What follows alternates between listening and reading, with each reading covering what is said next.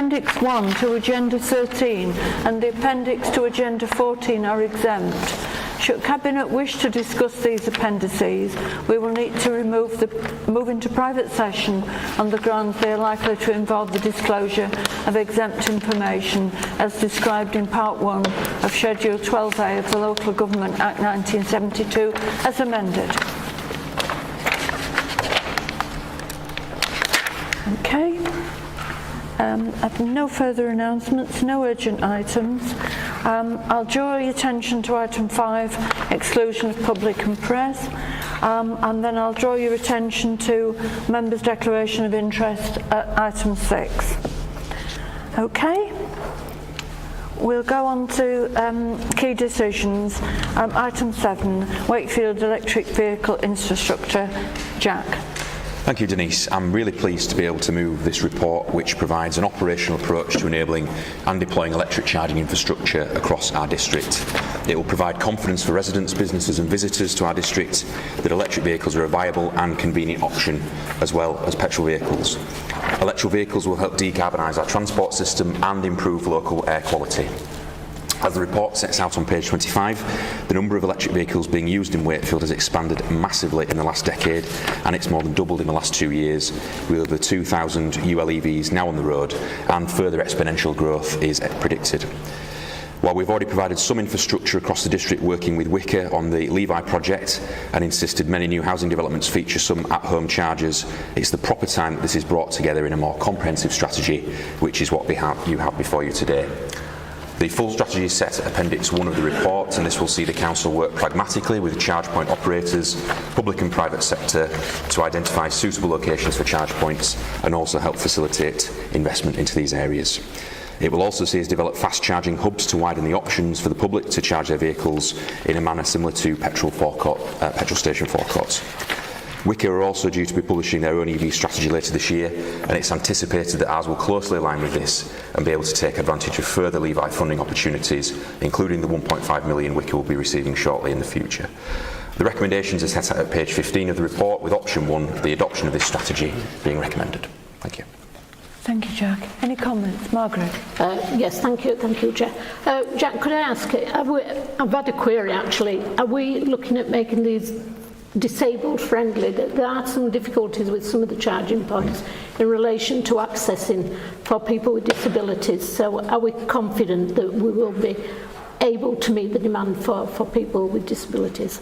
Yeah, thank you for that, Margaret. I can reassure you around that. It will adhere to all relevant legislation regarding the installation of such infrastructure, and also disability parking. We'll be looking whether we can get some of these, because some of the infrastructure will be parking bay based. Can we get these dedicated for disabled users? So it will be compliant, and we will take that issue on board. And I know I've had somebody write to me about it as well, so rest assured we are looking at that closely. Right, thank you. Anyone else? Okay, can we agree the report? Agreed. Thank you. Item 8, museums and castles. Michael. Thanks. So this report is asking Cabinet to approve some money, which I'm sure we're going to do, because why would we say no to money? So the Arts Council has this thing called the National Portfolio Organisation Programme, and they have an ambition to basically make sure people have the opportunity to become really creative, bring out the creativity in everyone, and to provide really fantastic cultural experiences for people up and down the country. I think their aims fall right in line with ours in Wakefield. We want exactly that for our residents as well. We're very fortunate because they made our museums and castles an NPO, which means that we get all this extra funding, and we've had it renewed for a further 3 years. So in 3.4 you can see some of the fantastic things that we've been able to achieve with this extra money, such as putting on exhibitions, improving accessibility for people so everyone can get into our museums and castles, and just so much more things, opening up this fantastic offer to many more people who probably wouldn't engage with it otherwise. So there's only 2 options. It's accept the money, which is just about £600,000. It's a lot of money, it's going to be brilliant, or turn it down. So I'm asking Cabinet to accept it. Thank you. Yeah, well, I don't think we turn money down ever, do we, if we can help it.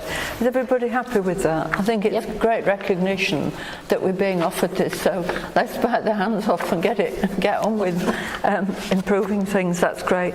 Everybody happy with that? Yeah. Okay. And then the developing murals, Michael. Yeah, so this is another really exciting one. I think everyone appreciates, when it comes to public art, I know it can be controversial and sometimes people don't like certain statues or sculptures, but when it comes to murals and 2D art, I think everyone really appreciates it. We've seen some really great pieces in Pontefract during the pandemic from Rachel List. We've seen amazing murals in Featherstone as well. Lots of great work across the district. They really bring the public realm to life. They make the place lovely to look at. They make people happy. We really want to see more of it. I think we've got really great examples of buildings with murals on, street furniture, electric boxes getting painted and just being brought to life. And this paper is all about getting more of that across our district. So this is putting out there the framework that will enable all of that. It doesn't necessarily come with the funding, but I think this will help us to attract funding from outside bodies and help us to use it in the right way, to plan it, to get the community involved in creating these pieces and getting them out there and seeing what the people of Wakefield and the whole district want in their area. So again, another exciting thing, has the potential to transform the place for everyone, and I would ask a Cabinet to approve it. Okay, any comments? I think, since you've raised Featherstone and since we've got colleagues here from Featherstone, years and years ago, a long time ago now, the mural in Featherstone was there, and it was really exciting for the people at the time. And after all these years, there hasn't been one piece of vandalism on that mural. And every time I go past it, it warms my heart to see how Featherstone is depicted in the rugby, the mine, everything is there, and it's never been vandalised, and I think people get ownership of these things, so I think this is great. Maureen? Yeah, they've done a similar thing in Newcastle. I think what they've done, there was an ailing street in Newcastle which was shuttered, and it gave that impression of, oh my goodness, we don't want to be here because, and they've used murals actually to run a theme down the street, and of course it's brought people in to look at it, so I think it's an absolutely wonderful idea. Margaret? Well, going back to the Featherstone mural, that was done with the children of the schools. Yeah. My sons were involved in that. Are we looking to actually engage with schools to perhaps do some of this artwork across the district? Absolutely, Margaret. I think we want to engage with absolutely everyone, so that would include school children, community groups, anyone who's out there. I think it's really important that this artwork isn't done to people and that they're a part of it. They help select the pieces, they help guide what we want to see in all of our towns across the district. So definitely maximum engagement with people, and I think like Denise has said, if people are involved on the whole journey, then people will look after it and they won't damage it. And I just think we know, in terms of the city centre, in terms of towns, people want to come in, they want to see something, they want to take selfies for Instagram, etc. This is the future, and we need to get on board with it and get it done fast. So yeah, looking forward to it. Yeah, great. Okay, can we agree with that? Agreed. Yeah, fine, thank you. Maureen? Yeah, thank you. The purpose of this report is to seek approval to tender for the provision of the Council's care home contract. The Council currently have 120 contracted care homes, both in Wakefield and its extended boundaries. Approval was given to extend the current contract to October 23 to enable a move to the pseudo-dynamic purchasing system and aligned model with the Wakefield District Health and Care Partnership. In line with procurement law, the Council will need to go to re-tender once again in October 23.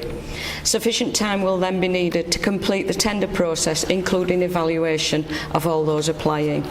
The Government originally proposed that adult social care charging reforms would be implemented in October 23, but these have since been delayed for 2 years, so we find ourselves procuring once again. The delayed policy included a cap on care costs and were self-funded, are able to ask the local authority to arrange their care in a care home for them so that they can benefit from the Council's contracted rates. The reform, if implemented, will have a significant impact on the care home market. It's vital that over the next 2 years both Wakefield Council and the Healthcare Partnership consider the potential impact of the reforms and ensure that the Joint Care Home, PDPS and future model commencing April 25 reflects any of these. The Wakefield District Health and Care Partnership has a current contract in place with the option to extend until the end of March 25. It is the aim that both Wakefield and the Health and Care Partnership will then have a joint care home contract from April 25. Therefore, the recommendation is to approve this procurement as outlined in 2.1 of the agenda page 171 to 172. Any comments? Any questions? Okay, can we agree the report? Yes. Agree. Thank you. And Public Space Protection Order. Public Space Protection Order, yeah. This is to seek approval to actually extend the current... as you know, we've had a Public Space Protection Order in the city centre for a number of years now, which is just about to run out. And we are seeking approval to extend that order for a further 3 years, but not just to extend the order, but to actually extend the zone. The zone now includes the Hepworth Gallery and all points going out of the city. This Public Space Protection Order gives the police additional powers to actually stop people on street drinking, stop antisocial behaviour, and to issue penalty notices. Those penalty notices are actually outlined at agenda page 182, which means that anybody breaching the order can be fined up to £100. So the options are that we either approve the extension or we don't approve the extension, but of course I'm sure that we will be approving this extension, bearing in mind what's currently been happening in the centre of Wakefield, and we need to cover those areas that are possibly not covered at the moment and give the police and ourselves those powers to actually prosecute. Yeah, I think this is really welcomed, Maureen. I've visited businesses down in that area that weren't covered and how they felt isolated. Obviously there's been a lot of antisocial behaviour, and we do need to give the police and ourselves more powers. So I know that following the meeting on Friday evening, I know that the public and the businesses will welcome this. So thank you for bringing this. Yeah, I think in line with what has happened, and I think it's vital we get it out there. We have taken a lot of steps to actually protect those businesses that you talk about, particularly with the CCT vans, which are fully working. People are under the impression that they're not, but they are. And of course, on agenda page 189, it does actually show the extended line that the order covers. We do have them in place in Cass and Pontefract as well, so we need to give the police and ourselves those powers to actually prosecute where we need to prosecute. Yeah. Michael. Really welcome this morning. I think we're all aware businesses are suffering terribly with break-ins, and I know there was a meeting last Friday to discuss this, and I hope something really good comes out of it. For me, the PSPO, it's been in place for a while now. I think we've done our part by extending. I think that's completely the right move, totally back it.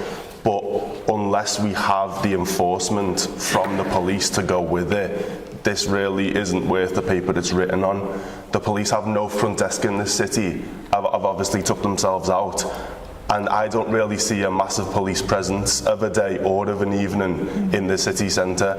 And it's evident when you go around shopping, which I do every single week in this city, and I see people either begging outside shops, and it's not always aggressive, but sometimes it is. And I back that up with the support out there for people who need it, for people who need, you know, food or shelter. Nobody's rough sleeping in this district. We've got provision to help them, and we advertise that non-stop. So they shouldn't be there. They need moving on, and anyone who sat around with a can of Skol or whatever it is on the cathedral steps needs moving on as well. We've been saying it for years and years and years. When are the police going to get into the city, do something, clean it up and get it how we want it to be? Because everyone across the district and within the city is constantly telling us, get it sorted, it needs to happen. Margaret. Yes, thank you, Denise.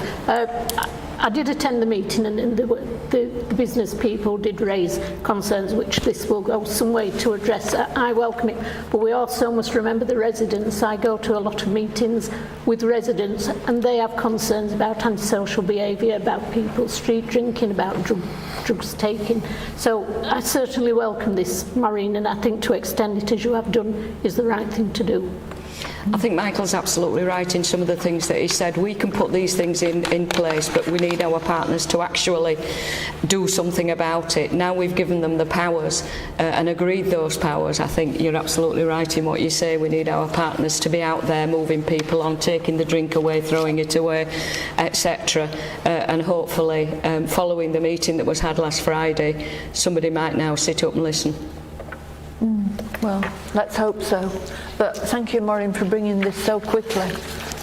You know, it's very impressive how you've turned this round as quick as you have. Thank you. To raise, you know, because of expectations in the town, and you've acted. So I do thank you and your officers for that. Thank you. Okay, can we agree that report? Agreed. Yeah. Okay. Matthew. Thank you, Denise. This is to accept money of £500,000 from the West Yorkshire Combined Authority. I think when the funding was put in place for Newton Bar pre-pandemic back in 2018, I don't think any of us foresaw what was coming with the financial crisis, the rising cost of all materials, food, everything. We're seeing that in our weekly shop, week in, week out, our energy bills, and major schemes like this are no different. We're seeing it up and down the country. HS2, that's been put on hold in one respect, prolonging it. The West Yorkshire Combined Authority are doing it with a number of schemes, so there is real problem with materials out there. That being said, Newton Bar's on the ground, we are delivering it, we are building it, and we can't just leave it there and let the money run out. So this is to accept £500,000 from the Combined Authority, plus some internal funding from the highways budget of another £500,000 to make the shortfall up to finish the scheme. The scheme is still a good value for money scheme, improving local infrastructure in that walking, cycling, bus routes. It's much needed, and it's part of the last key of major plans for the city centre. So I welcome this £500,000 for the Combined Authority, and I ask that we set the recommendation in 4.1. Jack. Thanks, Denise. Yeah, thank you for bringing this report, Matthew. Fully support the recommendation. As you say, it's a global issue in terms of supply costs. Concrete's gone up by more than 200%, steel 300%. This isn't a Wakefield only problem, but it is getting quite frustrating now with Newton Bar. I think a lot of residents are upset about how long the scheme's taking, so this will help us progress that faster, get those pedestrian crossing improvements, those active travel schemes in place, and deliver an improved gateway into the north of Wakefield. So it's the right decision and fully support it. Thank you. Yeah, I totally agree with what Jack says. I mean, it is a pain in the what's it at the moment, but it's going to be magnificent when it's finished, and it's going to include all those, you know, amenities that we want to include. I mean, every day you come past, you see something new, you think, oh, where does that go? Where does that go? So it is going to be impressive when it's done, and it is going to ease the city centre. So I I certainly support this. Let's get it finished, and let's take advantage of how marvellous it's going to be. Margaret. I agree with what's being said. I think residents are getting really frustrated with the time it's taken, so any further delay I don't think will help the area at all. So I certainly welcome this injection of cash to get the scheme underway and completed. I welcome all your comments. We have tried to do it as quick as possible. People have asked the question why we started all over the place on that scheme. Well, if we didn't, we'd still be doing it for my 90th birthday, I suppose. Traffic being worse. So I think it's about getting the scheme done as quickly as possible. But I think once it's finished, the one thing that I'm really looking forward to is a new bit of public realm that myself and Jack's worked on there. There'll be a massive transformation in the Newton, much needed in the Newton Hill area to come as well. So yeah, thank you very much. Okay, can we agree that? Agreed. Agreed. Thank you. Thanks very much. Item 13 is the future service provision. In July 2016, Cabinet made the decision to go into partnership with NG, now Equans, and that's gone on for some time, but it's come to the time where we look at what we do next. And you'll see set out here the recommendations. What we want to do is to obviously bring services back in-house now, and it seems an appropriate time for us to do that. You'll note here that we were bringing a series of Cabinet papers in June, July and September as we progress. A group has been set up of officers and members to oversee how we do this as a smooth transition, looking after staff, making sure that people who come back in-house are protected and looked after. I see our Unison colleagues are here to make sure that we do. But of course we will. But this is to move it forward. So what I'm asking you is to go with the preferred option, which is option 3. Any comments? Jack? Thanks, Denise. I really welcome this report. I think a lot of local authorities, not just ourselves, came under significant pressure back during the early days of austerity to make decisions like this to outsource public services. And quite frankly, it's not always worked in a lot of cases. It's led to frustration from both sides. I think by bringing the services back in-house, we'll have more control over what we're doing. We'll be able to make sure the staff are looked after and deliver better outcomes for residents as well. So I see this as a win-win and very much welcome the report and the recommendation in option 3. Anyone else?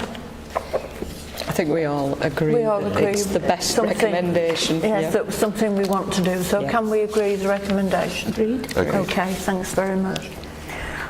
Item 14 is an update on the Town's deal for Castleford and Wakefield. We've discussed this at length really, but it's to provide an update on the proposed land assembly required to support the delivery of the town deal, purchasing with government money various buildings in Castleford and Wakefield to move things forward. So anyone want to comment? Margaret? Yeah, I welcome this, Denise. I think Wakefield has such a rich cultural heritage that we don't seem to sell to the outside world in a way. And I think these enhancements are going to put so much out there on offer and hopefully attract people in so that we can actually show what a wonderful place Wakefield and the surrounding district is, and perhaps sell the history of it more, because I don't think people understand what significant history there is in Wakefield. So certainly I welcome anything that enhances Wakefield and the surrounding area. Yeah. Michael? Yeah, I really welcome the update, Denise. I think it's frustrating programmes like this because they do take years to realise, and I know we were told what these plans were ages ago, but a brand new hotel for the city centre, you know, everyone is constantly saying we need as many quality hotels as possible, and the Cathedral Precinct Square with that big screen TV, lots of new events and entertainment and sport and to watch. It's going to be really great and it's going to transform the city, and I know people are really excited about it, so welcome the update and yeah, Godspeed. Okay, we're all happy to approve the report? Okay, and then the next item, item 15, is to update Cabinet on the West Yorkshire Combined Authority employment support. And again, we're accepting money, and I'm sure we will do. We seem to have done well this morning, accepting money from the Combined Authority. So I think there's not much more to add on this. Anyone want to comment? We all happy? Okay, Yeah. Thank you.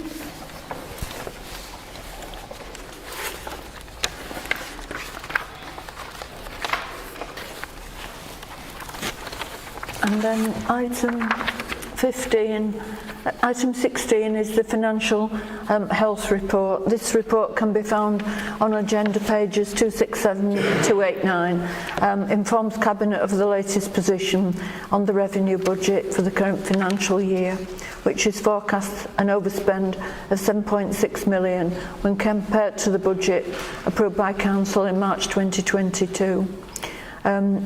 This obviously is a worrying situation, and the recommendations are on page 267 and are for Cabinet to note the forecast revenue budget position for 22-23, note the position in respect of the write-off debt in Q3 of 2022-23, and note either position in respect of the use of earmarked reserves as shown at section 3.5. Okay, can we note the position, agree the report? Thanks very much. Matthew. Thank you, Denise. And I am seeking permission from Cabinet to consult on the main modifications set out by the Inspector as being required to make our local plan sound. This is an opportunity to carry out consultations so that members of the public and representatives of local groups, parish and town councils can make comment back to the Inspector on the proposed changes. Usually this is just part of the technical process, but as a removal of the two infrastructure schemes, Nottingham and South Everton Link Roads, and the associated housing and employment sites they would deliver is a larger amendment than the other changes required to the plan, we wanted to report this to members and seek approval to move on to the next stage in the consultation. I'd like to move the report at agenda point 4.1, please. Margaret. Yes, it's a comment on this, Leader, really. As somebody who's a resident of the community of Featherstone, I'm aware of the concerns that have been raised not only by local members but by the town council, by residents as well, over the actual building of the housing. It was the actual taking away of the road was greeted favourably and positively, but there are major concerns about increased housing within what is really a small area. So I'm pleased that we're going to be having the consultation, and I just hope that in relation to this one that the people put the names out there and actually take part in this consultation. It is something that is raising serious concerns, but we have this consultation which I believe is lasting 6 weeks, and I would urge everybody to look at it and take part in it who has the concerns about any part of this process. Any comments from anyone else? Okay. I mean, I do understand what you're saying, Margaret, and obviously local councillors and the MP have real concerns. Yes, they welcome the road coming out, but there is a concern about 1,000 houses. We have to get the development plan through and move on with that, but obviously the consultation period is very important for local members and local people to have their say in what happens, and then we can move forward. Are we all happy with the report? As far as we can be. Thank you.